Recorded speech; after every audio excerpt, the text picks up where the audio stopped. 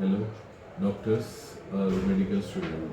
आज हम देखेंगे कि हिकअप्स के बारे में हम बहुत सारे पेशेंट्स आते हैं जिसे कॉमन लैंग्वेज में हिचकी भी कहा जाता है।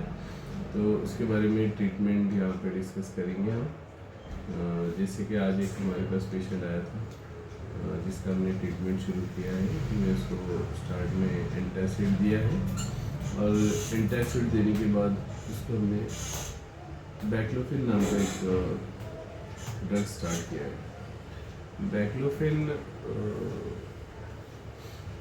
से काफ़ी रिलीफ होता है, मगर उसके अलावा कुछ होम रेमेडीज़ हिकअप्स के लिए हम ले सकते हैं, जैसे कि होल्डिंग ऑफ ब्रीथ 10 से 20 सेकेंड तक हमें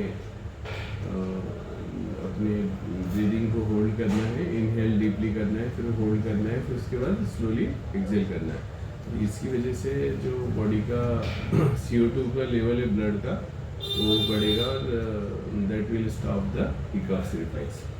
उसके बाद कोल्ड वाटर को ड्रिंक करना है। सिप कोल्ड वाटर स्लोली अगर आप लेते हैं तो that will quit the hiccups. उसके बाद शुगर, 1 चम्मच शुगर, आप ड्राई शुगर ले सकते हैं जिससे वेगस नर्व स्टिमुलेट होके हिकअप बंद हो जाएगा। और उसके बाद एक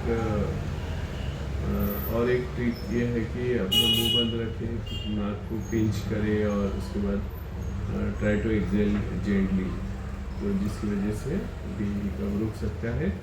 पुल your knees to the chest, sit and hug your knees to your chest for 1 to 2 minutes and that will help raise the diaphragm. Or breathe into a paper, that will inhale and out slowly into the paper bag, not plastic bag.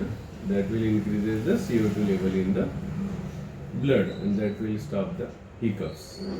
अगर hiccup आपका 48 hours से ज़्यादा होता है तो जिससे gastric irritation की वजह से हो सकता है, नर्व इरिटेशन की वजह से हो सकता है, अल्कोहल और स्मोकिंग की वजह से हो सकता है और सब मेडिकेशन की वजह से भी हो सकता है। Thank you.